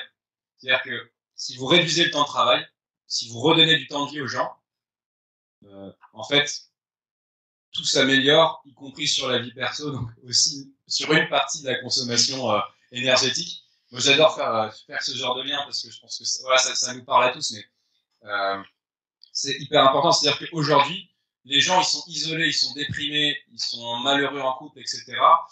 Parce qu'ils s'épuisent au travail. Quand vous êtes un start-upper, que vous faites 50 ou 60 heures semaine à Paris, vous rentrez chez vous, juste, c'est pas vrai, vous avez plus du tout d'énergie, en fait. Donc, vous avez plus de libido, donc en fait, vous avez plus, enfin, il y a plus rien et vous avez même pas le temps de cuisiner des produits alimentaires bruts, donc sains. Enfin, en fait, il y a toute une chaîne derrière de conséquences qui a un vrai impact carbone. Et donc voilà, il va falloir réduire le temps de travail si on veut s'en sortir. Bon, avant de réfléchir à la vie amoureuse, je vous laisse peut-être parler de votre petit promo de voir si vous avez des projets en cours dont vous voulez parler.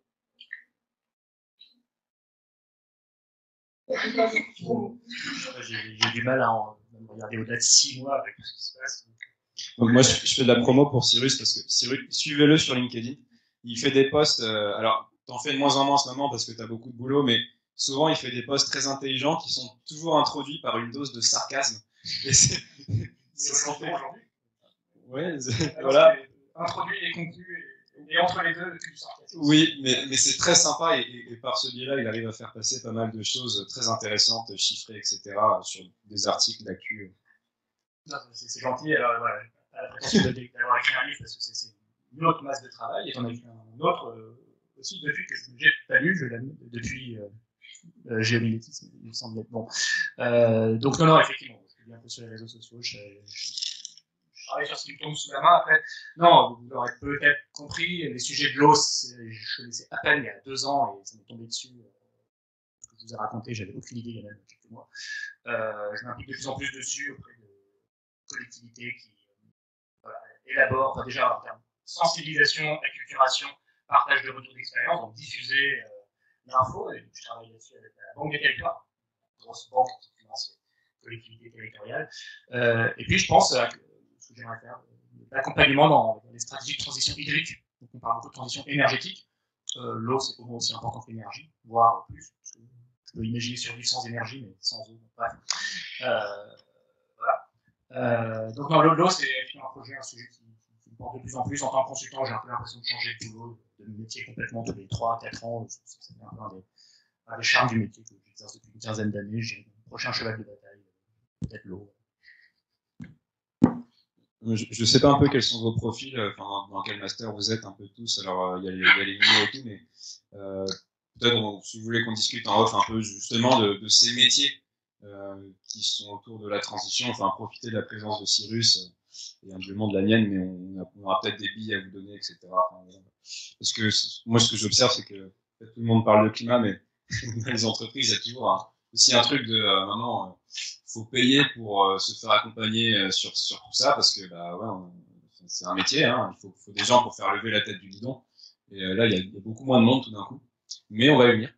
Bref, non, écoutez, moment d'autopromo. Alors, j'ai ramené quelques exemplaires de Géomimétisme. Ça, c'est la version qui est réactualisée de il y a 2 mois, parce qu'il a été réédité, victime de son grand succès, préfacé par Gali Giraud, ça aide.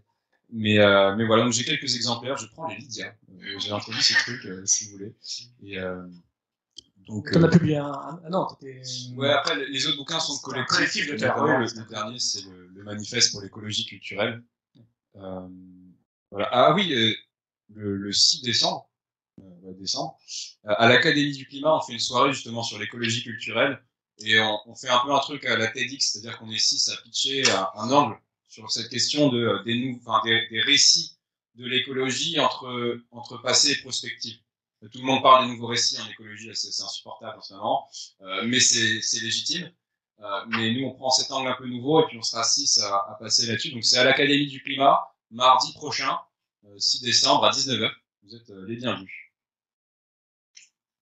Très bien. Et ben, merci beaucoup pour tout ce que vous nous avez appris ce soir. C'est très intéressant. Si vous avez d'autres questions, on peut ouvrir à la discussion. Vous avez pu l'entendre. Merci à vous.